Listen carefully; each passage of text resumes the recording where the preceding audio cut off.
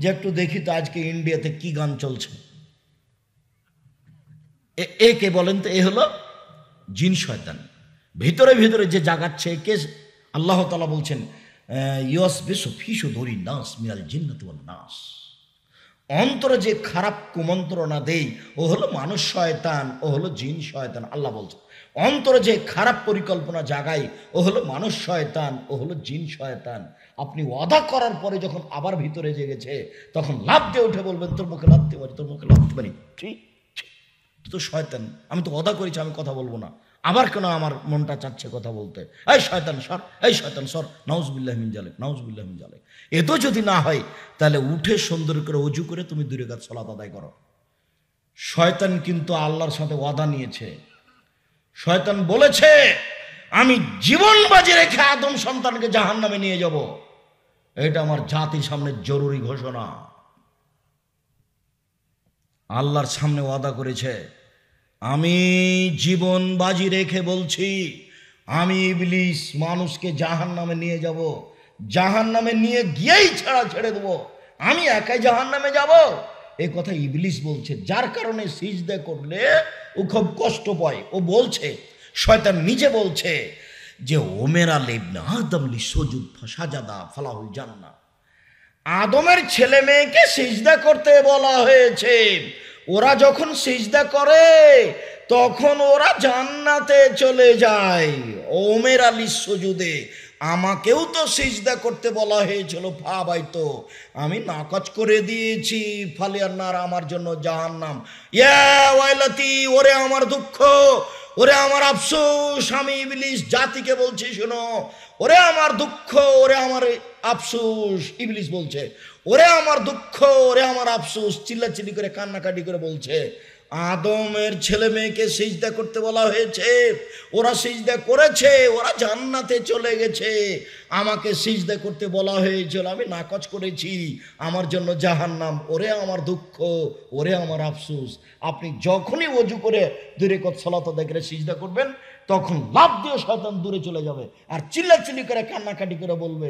আপনি দেখতে পেলে বুঝতে পারতেন অবস্থা, আপনি তো দেখতে পাচ্ছেন না, যার কারণে বুঝতে পারছেন না।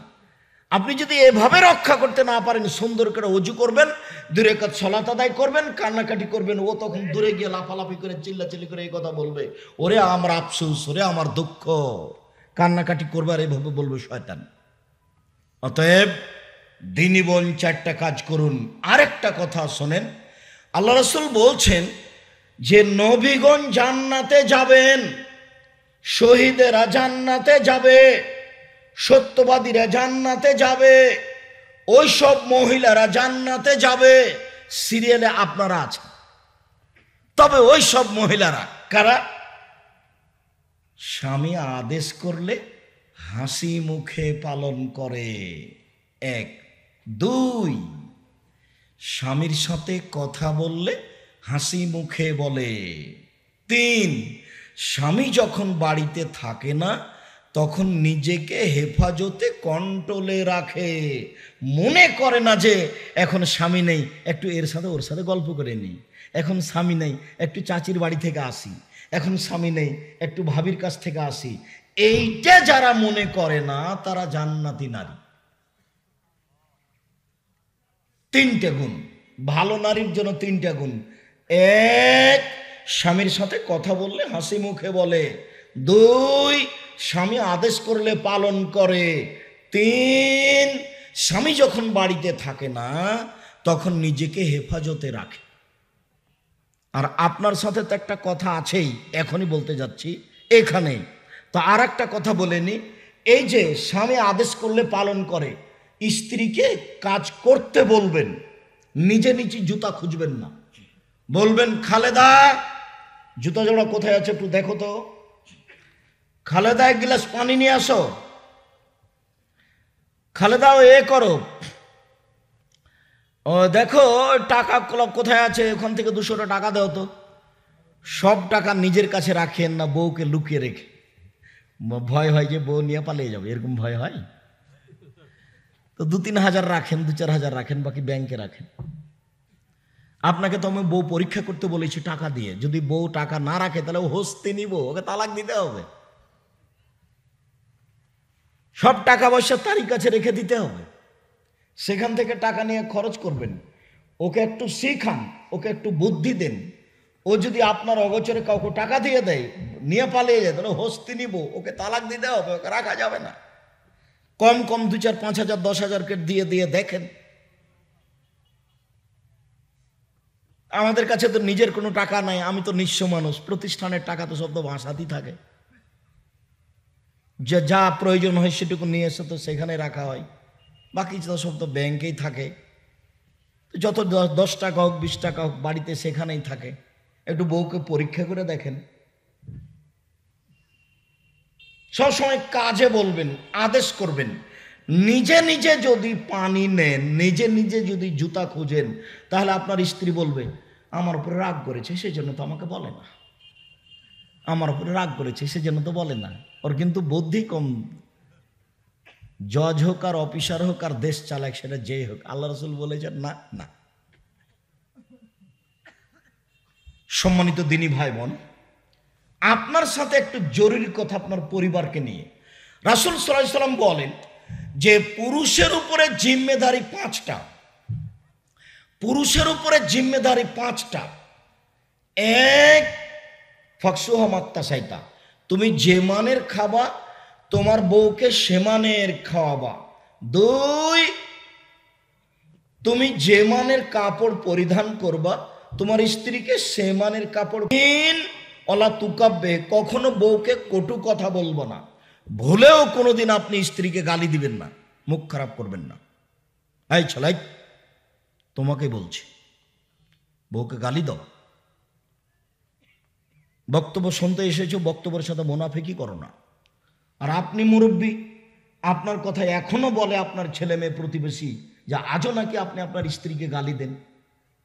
মুরব্বী মানুষ, ছেলে মেয়ে হয়ে গেছে, বউ বেটি এসেছে, স্ত্রীকে গালি দেন কেন? ধৈর্য ধারণ করে চুপ থাকতে পারেন না? ধৈর্য কি ঘোড়ার ডিম? ধৈর্য তো ঘোড়ার ডিম নয়, চুপ করে থাকতে হবে আপনাকে। আপনার স্ত্রী কিছু বলছে, বলতে দেন, মুখ খারাপ করবেন না, কখনো কটু কথা বলবেন না। বলবেন না কখনো তোমার রংটা কালো। একবার রং কালো বললে 10 বছর আপনাকে ভালোবাসবে না।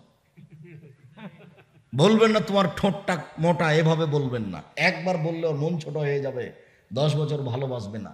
খালি বলবেন তুমি এত ভালো, তুমি এত সুন্দরী, তোমার মতো কোনো আমি মহিলাই দেখি না, তাহলে সারা রাত পাটিপে দিবে। প্রশংসা করেন, খুশি হয়ে যাবে। আপনি মহিলা মানুষকে চিনতেই পারলেন না। আল্লাহ তো তাকে আপনার সেবা করার জন্য সৃষ্টি করেছেন, গার্মেন্টসে চালানোর জন্য নয়, অফিস চালার জন্য নয়। আমি আব্দুর রাজ্জাক বিন ইউসুফ, আমার বিরুদ্ধে যতই কথা মানুষে বলুক আর করুক, আমি বলেছি নারীদেরকে সৃষ্টি করা হয়েছে বাচ্চা লালন পালনের জন্য, বাচ্চা উৎপাদনের জন্য। আমি বলেছি নারীকে সৃষ্টি করা হয়েছে স্বামী সেবা করার জন্য, স্বামীকে শান্তি তৃপ্তি দেওয়ার জন্য। আমি বলিনি, এ কথা আল্লাহ তাআলা বলেছেন। অমিন আয়াতিহান খালাকালাকুম মিন আনফুসিকুম আজওয়াজান লিতাসকুনু ইলাইহা। পৃথিবীর মানুষ, তোমাদের স্ত্রীদেরকে তোমাদের পাশ থেকেই সৃষ্টি করা হয়েছে তোমাদের শান্তি তৃপ্তির জন্য। খুলনা শহরে 10 তলা বিল্ডিং স্বর্ণ দিয়ে বানালেও শান্তি পাওয়া যাবে না স্ত্রী ছাড়া। সুন্দর করে খাট তৈরি করে, টাঙ্গাইল জেলার মতো খাট, যশোরের মতো খাট, যেই খাট রয়েছে ঢাকা জাদুঘরে রয়েছে, সেই খাটের মতো খাট বানিয়ে মখমল চাদর দিয়ে সাজালেও তৃপ্তি হবে না স্ত্রী ছাড়া। যশোরের এই খাটটা ঢাকা জাদুঘরে আছে, যার 4টা পায়ে, নিচের 2টা 4টা হলো বাঘ, মানে বাঘের উপরে পায়ে সেট করা আছে। তারপরে ওই পায়াটা এত মোটা যে চারিদিকে 4টা মেয়ে, পায়ে 4টা মেয়ে। এবার শোয়ার জায়গাটাতে ওই পায়াতে ভিতর দিকে 4টা মেয়ে, ওই 4টে, ওরা একটা বাঘ একটা ঘোড়া ধরে আছে হাতে। তার মানে ওই পায়ে, একটাই পায়ার নিচের অংশ বাঘ, তার পরের অংশ মহিলা বাহির দিকে মুখ, তার পরের অংশ মহিলা ভিতর দিকে মুখ। কত টাকা খরচ করে কি পরিকল্পনা করে আল্লাহ ভালো জানে, সেটা ঢাকা জাদুঘরে আছে। তো বিছানা যতই ভালো হোক, আপনার স্ত্রী ছাড়া শান্তি তৃপ্তি হবে না, এ কথা আল্লাহ বলেন। আপনি তাকে কেমনে কটু কথা বলেন, গালি দেওয়ার পরে সেখানে কেমনে শান্তি তৃপ্তি হতে পারে? 5 ওলা তাতরকা ইল্লা ফিল বাইতে, স্ত্রীকে নিজের বাড়ি ছাড়া কোথাও থাকতে দিও না। ও খালার বাড়ি যেতে পাবে না, ও নানির বাড়ি যেতে পাবে না, ও মামার বাড়ি যেতে পাবে না, ও মায়ের বাড়ি যেতে পাবে না। জরুরি কারণে যদি মায়ের বাড়ি যায়, তাহলে আপনাকেও সাথে যেতে হবে। বিবাহের বাড়ি যেতে দিবেন না। বিবাহের বাড়িতে গেলে স্বামীর সংখ্যা বেশি হয়ে যাবে। সাবধান, বিবাহের বাড়ি নেই। ভাই হোক, নানা হোক, খালো হোক, ফুফু হোক, আঁতে হোক, সজগণ হোক, দেবর হোক, ভাসুর হোক, বিবাহের বাড়ি যেতে পাবে না। আর এক জায়গাতে সামনাসামনি বসে খাওয়া তো কাপুরুষের পরিচয়। আপনার স্ত্রী যায় নাকি এরকম বাড়িতে দাওয়াত খেতে? তো এখানে বক্তব্য শুনতে এসেছেন কেন? এত কাঁচা পুরুষের সামনে আমি আর কয়দিন বক্তব্য দিব? আমাদের স্ত্রী যদি রাস্তাঘাটে চলে, কোনো জায়গাতে যদি কোনো পুরুষের গায়ে একটু ঠেকে যায়, তো ইন্না লিল্লাহ, অজ্ঞান হয়ে যাবো একেবারে। আল্লাহুস সামাদ। একই কথা শোনেন, জরুরি প্রয়োজন, দুর্ঘটনা ছাড়া আপনার স্ত্রী বাড়ি থেকে বের হতে পাবে না। এটা রাসূলের আদেশ, এটা আল্লাহর আদেশ। তাকে দেশ পরিচালনার জন্য সৃষ্টি করা হয়নি, তাকে হাকিম হিসাবে ফয়সালা করতে হবে, জজ হিসাবে এই জন্য তাকে সৃষ্টি করা হয়নি। ওকে ম্যাজিস্ট্রেট হতে হবে, ডিসি হতে হবে, এই জন্য সৃষ্টি করা হয়নি। ওকে গার্মেন্টসে থাকতে হবে, এই জন্য তাকে সৃষ্টি করা হয়নি। ওকে হেডমাস্টার হতে হবে, চেয়ারম্যান মেম্বার হতে হবে, চেয়ারম্যান মেম্বার এমপি মন্ত্রী হবে। আর যাকে তাকে বলবে ভাইয়া আসো, বসো, ভাইয়া আসো, চা খাও, বসো। আর স্বামীকে বলে এই কথা, যে ওকে বলছে আসো ভাইয়া বসো। ওর শরম নাই, ওর বাপের নাই, ওর জাতির নাই, ওর স্বামীর নাই। শরম সবাই মিলে বেঁচে খেয়েছে। সম্মানিত দিনী ভাই বোন, জরুরি প্রয়োজন ছাড়া বাড়ি ত্যাগ করতে পারে না। তাই তো রাসূল সাল্লাল্লাহু আলাইহি ওয়াসাল্লাম বলেছেন, 4টে জিনিস আছে যার সুখময় জীবন তার। 4টে জিনিস আছে যার সুখময় জীবন তার। 1 আল মারাতুস সালেহা, ভালো স্ত্রী। 2 আল জারুস সালেহ, ভালো প্রতিবেশী। 3 আল মারকাবুল হন, একটা ভালো গাড়ি। 4 আল বাইতুল আস, একটা প্রশস্ত ঘর। অন্তত মেহমান বসে এই ঘরটা বড় হতে হবে, যেখানে 4 জন 5 জন 10 জন মিলে বসে খেতে পারবে। আর ভুলেও কোনোদিন 150 চাল রান্না করবেন না। সবাইকে বলেছি, মায়ের স্বভাবে ফিরে যেতে হবে বউকে। আপনার স্ত্রীকে কার স্বভাবে ফিরে যেতে হবে? আপনার মায়ের স্বভাবে। আপনার মা 16 জন মানুষের ভাত রান্না করতো, তবু ঢেঁকিতে ধান ভেঙে, কোনো সমস্যা হয়নি। আপনারা ছিলেন 10 ভাই বোন, বাড়িতে ছিল 2 জন কিষান কামলা, আর আপনার বাপ মসজিদ থেকে ফকির ধরে আনতো, এ হলো 2, এ হলো 2, আর আপনার বাপ 16 জন মানুষের খাবার রেডি করতো। আপনার মা ঢেঁকিতে ধান ভেঙে, কোনো দিন সমস্যা হয়নি। এখন আপনার স্ত্রী যেখানে শুয়ে থাকে সেখানে ফ্রিজ আছে, সব কিছু রেডি আছে। 10টার সময় মেহমান বাড়িতে নিয়ে গেছেন, আপনার স্ত্রীকে বলতে নাক সিটকিয়ে দেবে, হ্যাঁ তুমি রাতে মেহমান নিয়ে এসেছো। একদিনের ধমকে আরেকদিন মসজিদ থেকে বের হচ্ছিলেন, দেখছিলেন ওইদিকে 2টা লোক বসে আছে। ভয়ে বলেননি যে আপনারা কে, আপনারা খেয়েছেন কি? এই কথা বলতে পারবেন না কেন? সেদিন যে। আর স্ত্রী যদি বলে দেয় যে মেহমান তুমি যাকে পাবে নিয়ে আসবা, মসজিদে দেখে কাউকে ছেড়ে আসবে না। শোনেন আর একটা কথা, এই ছেলে, তোমার মাকে বলে দিও, আম্মা যখন আব্বা বাড়ি থেকে বের হবে, যখন আমরা বাড়ি থেকে বের হব, তখন করিয়ন তো আম্মা, 50 টাকা, 100 টাকা, 5 টাকা, 10 টাকা খুচরা আমাদের ব্যাগে দিয়ে দেবেন। ফকির আসে আমাদের কাছে চাই, তখন খালি বলি মাফ করেন। তো সারা জীবন খালি যদি মাফ করতেই বলবো, তো দিব কখন? আর আমি তো আর কোনোদিনও তার অপরাধও করিনি, খালি বলি মাফ করেন। আমি তার কি অপরাধ করেছি মা আম্মা, যে খালি ওকে বলবো যে মাফ করেন, মাফ করেন, মাফ করেন? আমি তো তার কোনো অন্যায় করিনি আম্মা। আপনি আমার কাছে কিছু খুচরা টাকা দেন না কেন? আপনার স্ত্রীকে বলে দিবেন স্বভাব এরকমই হতে হবে। আপনার কাছে খুচরা টাকা না দিয়ে যেন আপনাকে বাড়ি থেকে বের না করে। উপস্থিত বৈঠকের মুসলিম বোন শোনেন, একটু খেয়াল করেন না কেন? কি সংসার করেন ছাই, খুব ভালো রান্না করতে পারেন, তাই সবাই প্রশংসা করে। আমি কোনোদিন করিনি, কেননা আমার খাওয়াতে এত সুন্দর না, আমার খাওয়া হলো ডাল আর আলু ভাজি, এটা আমার কাছে প্রিয়, না হলে আলু ভর্তা, তো এটাই পছন্দ। তো আমার তো অত কিছু লাগে না। কেন করেছেন? 16 প্রকার ভর্তা করেছে আর 32 প্রকার তরকারি। এলে আব্দুর রাজ্জাক সাহেব আসবেন, তাই এত প্রস্তুতি না, এগুলো লাগবে না। স্বামী যখন বাড়ি থেকে বের হবে তখন 50টা 100টা টাকা খুচরা দিয়ে দেবেন। আজ থেকে ওয়াদা করে নেন এইভাবে বাড়ি থেকে বের হবো যাতে করে কোনো ফকিরকে ফিরিয়ে দিতে না হয়। গাড়িটা থেমেছে, একটা ফকির আসছে, এখন তো আর গ্রামে যায় না, সব ফকির শহরে চলে গেছে। খুলনা শহরে গেছেন, দেখছেন কত ফকির, বাড়িতে সারাদিন বসে আছেন, একটা ফকির পান না, তো কিছু দান করতে হবে না? তো 50 টাকা 100 টাকা নিয়ে যান, যত আসছে তাকে 5 টাকা 10 টাকার স্বভাব পরিবর্তন করেন। সম্মানিত দিনী ভাই বোন, আপনার জন্য 5টা জরুরি পুরুষ হিসাবে এই 5টা পালন করবেন, সংসার সুন্দর হয়ে যাবে। 1, যে মানের খাচ্ছেন সে মানের খাওয়াবেন। 2, যে মানের পড়ছেন সে মানের পড়াবেন।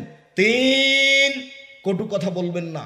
4, মুখের উপরে মারবেন না। 5, নিজের বাড়ি ছাড়া কোথাও যেতে দিবেন না, কোথাও থাকতে দিবেন না, গেলে সাথে যাবেন, দুর্ঘটনা ছাড়া বাড়ির বাইরে যেতে পাবে না। এটাই আল্লাহর আদেশ, এটাই রাসূলের আদেশ। মহান আল্লাহ বলেন, ইয়ামহাকুল্লাহুর রিবা ওয়া ইউরবিস সাদাকাত, নিশ্চয় সুদ মানুষের পয়সাকে কমিয়ে দেয়, দান মানুষের টাকাকে বেশি করে দেয়। সুদ খেলে মানুষ ভিক্ষুক হবে, এ কথাই চূড়ান্ত, কাউকে বলা লাগবে না। যদি মানুষ কিস্তিতে টাকা উঠায়, একদিন তার বাড়ি ছেড়ে তাকে চলে যেতে হবে, বাড়িটাও নিয়ে নিবে যাদের কাছ থেকে কিস্তি তুলেছে। যদি মানুষ সুদ খায়, তাহলে সারা পৃথিবীর কয়েকটা দেশে টাকা চলে যাবে, বাকি দেশগুলি ভিক্ষুক নিঃস্ব হয়ে যাবে। এ কথাই ঠিক। আল্লাহ তাআলা যা বলেছেন, ইয়ামহাকুল্লাহুর রিবা ওয়া ইউরবিস সাদাকাত, নিশ্চয় সুদ মানুষের টাকাকে কমিয়ে দেয়, দান মানুষের টাকাকে বেশি করে দেয়। সুদ একটা ভয়াবহ জিনিস, সুদ একটা ধ্বংসাত্মক জিনিস।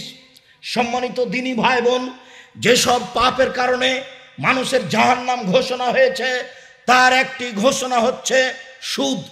সুদের পাপের ভাষ্যগুলি, সুদের পাপের বক্তব্যগুলি, সুদের পাপের কথাগুলি যত কঠিন, যত ভয়াবহ, আর কোনো শব্দ, আর কোনো পাপের শব্দ এত কঠিন, এত ভয়াবহ নয়। আব্দুল্লাহ হানজালাল গাসিল রাদিয়াল্লাহু তাআলা আনহু বলেন, রাসূল সাল্লাল্লাহু আলাইহি ওয়াসাল্লাম বলেছেন, মায়াকুল দিরহাম রিবায়ালাম আসাদ্দু মিন সিত্তাতি ওয়া সালাসিনা জিনিয়া, কেউ যদি জেনে শুনে 1 টাকা সুদ খায়, 36 বার জেনা করে যত পাপ হবে, 1 টাকা সুদ খেলে তার চেয়ে বেশি পাপ হবে। এই ছেলে, এখানে কথা চলছে কিসের?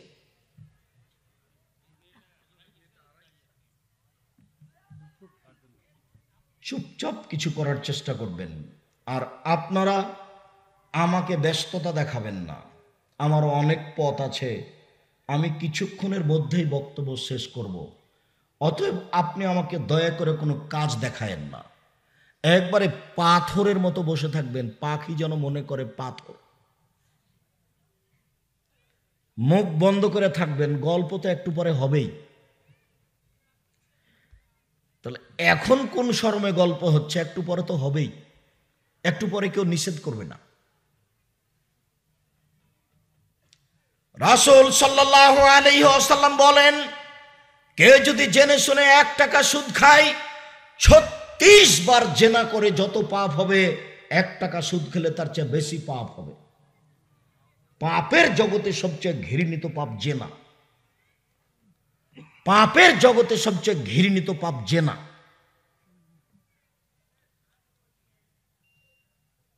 রাসূল সাল্লাল্লাহু আলাইহি ওয়াসাল্লাম বলেন, অবিবাহিত ছেলে মেয়ে যদি জেনা করে, তাহলে তাকে 100 লাঠি পিটিয়ে 1 বছরের জন্য এলাকা থেকে তাড়িয়ে দিতে হবে। তিনি বলেন, বিবাহ করার পরে যদি কোনো ছেলে মেয়ে জেনা করে, তাহলে তাকে ইট ঢেল পাথর দিয়ে মেরে মেরে মেরে ফেলতে হবে, বেঁচে থাকার কোনো পথই নাই।